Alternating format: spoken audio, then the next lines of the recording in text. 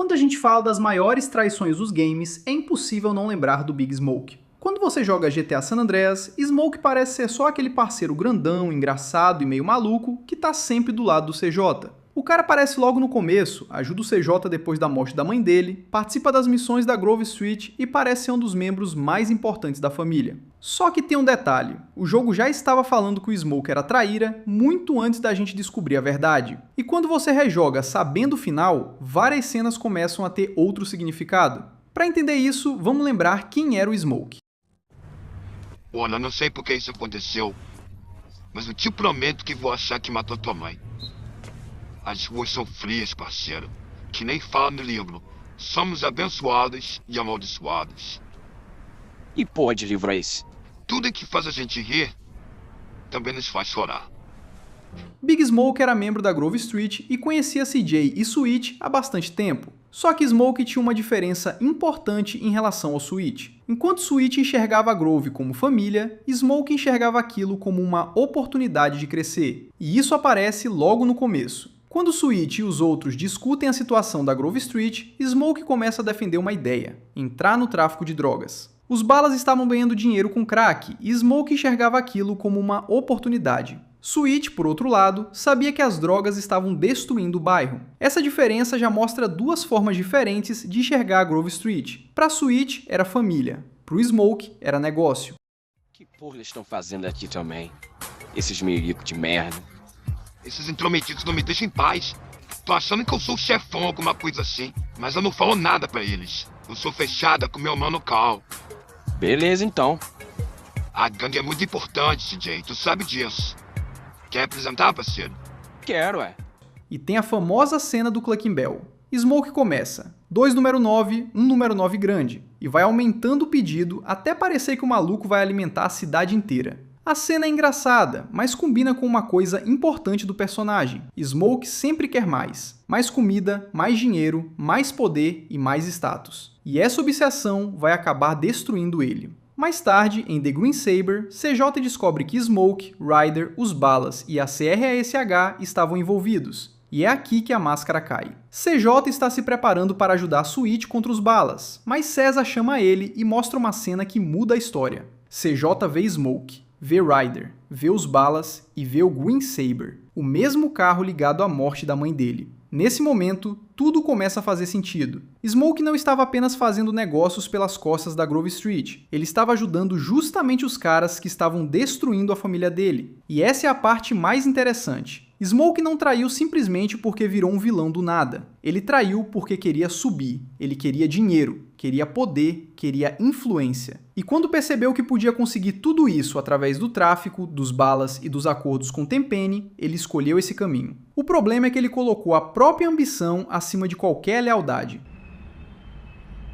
Então tu me fez atravessar a cidade pra ver o quê? Bem na hora, irmão. Dá uma olhada ali.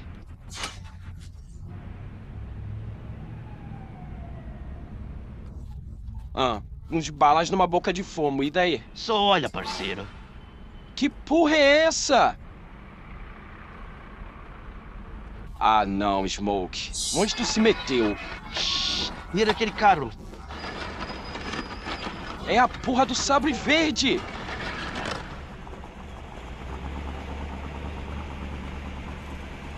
CJ voltou para Los Santos tentando reconstruir a família. Sweet queria recuperar a Grove, mas Smoke estava pensando em outra coisa. Ele queria ficar rico, e conseguiu. Depois da traição, Smoke constrói um verdadeiro império do tráfico. Ele tem dinheiro, armas, segurança, influência e uma mansão gigantesca. Só que olha a ironia, quanto mais ele ganha, mais ele perde. Ele perde CJ, perde Sweet, perde a Grove Street, perde a confiança dos antigos parceiros. Smoke trocou uma família por um império. E claro que não dá pra falar de Smoke sem lembrar. All you had to do was follow the damn train, CJ. A frase virou um dos maiores memes de GTA, e embora a mira ruim dele seja uma piada e uma questão de gameplay, existe uma ironia interessante nessa cena. Smoke está supostamente ajudando a Grove Street, mas parece completamente incapaz de acompanhar CJ. E olhando a história inteira, isso combina com o personagem. Enquanto CJ está tentando seguir o caminho da Grove Street, Smoke já está seguindo outro caminho, o caminho do dinheiro e do poder. E então chegamos ao confronto final. CJ invade o esconderijo de Smoke e finalmente encontra o antigo parceiro. CJ confronta diretamente o Smoke. Só que mesmo naquele momento, ele continua falando sobre dinheiro, poder e sobre como conseguiu chegar ao topo. Isso mostra o quanto ele estava preso nessa obsessão. Smoke conseguiu exatamente aquilo que queria, só que quando finalmente chegou lá, não tinha mais ninguém. Ele tinha dinheiro, mas perdeu os amigos. Tinha poder, mas perdeu a família. Tinha uma mansão, mas estava sozinho. E isso que fez a traição do Big Smoke ser tão marcante, porque ele não começou como um vilão, ele começou como um amigo. A gente conheceu o cara junto com o CJ,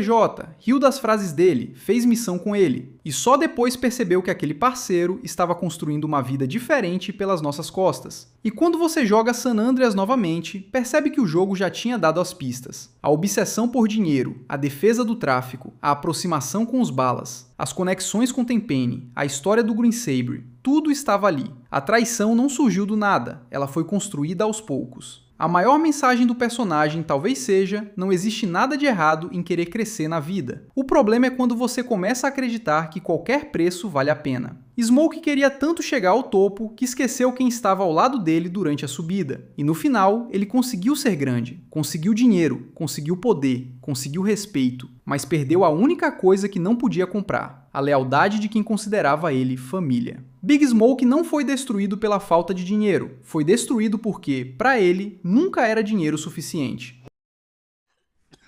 Why you just didn't quit, man? We was like family, homie. I had no choice. I had to do it. I just see the opportunity of when I'm gone, everyone gonna remember my name. Big Smoke. Oh.